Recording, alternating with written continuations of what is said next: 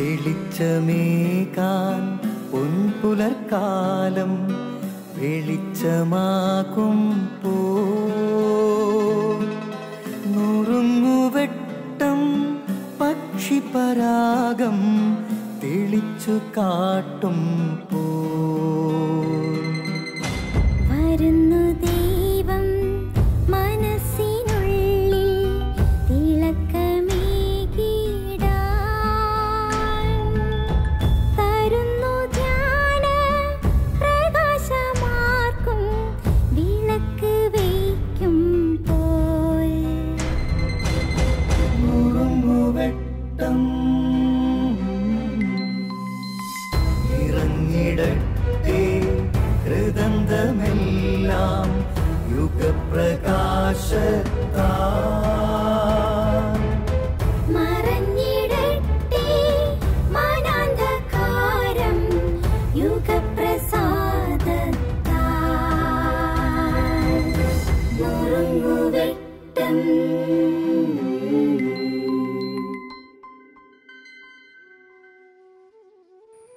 പ്രിയമുള്ളവരെ, ഒരു ദിവസം വൈകിട്ട് ഞാൻ വീട്ടിൽ ഒരു പുസ്തകം വായിച്ചുകൊണ്ടിരിക്കുമ്പോൾ എൻ്റെ മൂത്ത മോള്, അന്ന് അവൾ 3ാം ക്ലാസ്സിൽ പഠിക്കാൻ, അവൾ ഓടി വന്നിട്ട് പറഞ്ഞു, പപ്പ ടി വി വെച്ചോട്ടെ.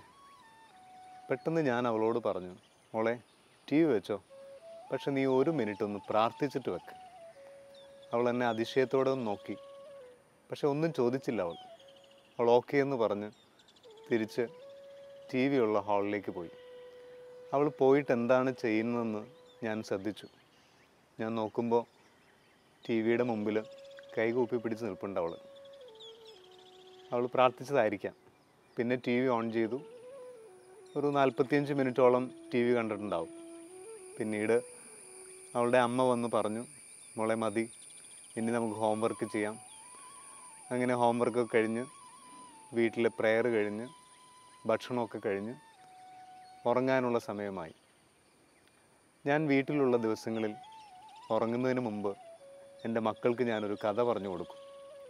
അന്ന് കഥ പറയാനായിട്ട് ഒരുമിച്ചിരുന്നപ്പോൾ എൻ്റെ ഈ മോള് എന്നോട് പറഞ്ഞു, പപ്പേ കഥ തുടങ്ങില്ല കേട്ടോ, എനിക്കൊരു കാര്യം ചോദിക്കാനുണ്ട്.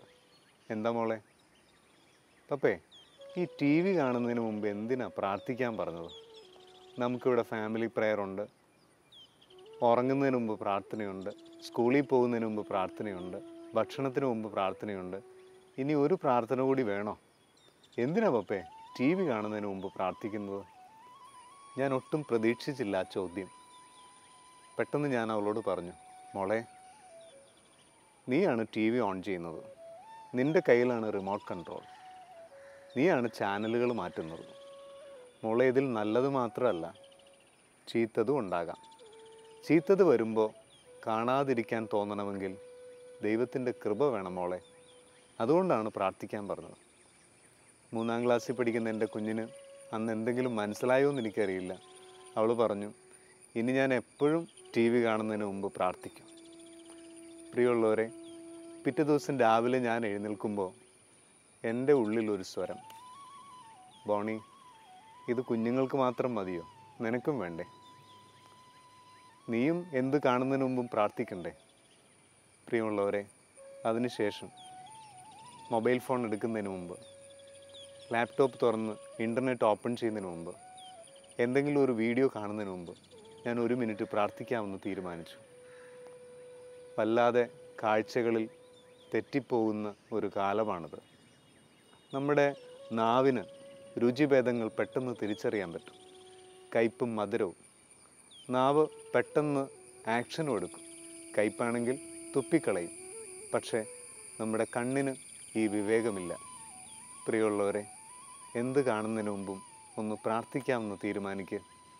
ഒരിക്കൽ കൂടി ഞാൻ ആവർത്തിക്കുന്നു, നിൻ്റെ നാവ് രുചിഭേദങ്ങൾ തിരിച്ചറിയുന്നു. കയ്പും മധുരവും. നിൻ്റെ മിഴികളിലാ വിവേകമില്ലാത്തതെന്തേ? ദൈവത്തോട് പ്രാർത്ഥിക്കാം, വിവേകപൂർണമായ കാഴ്ചകൾക്കായി കൃപ നൽകണമേ എന്ന്. നന്ദി.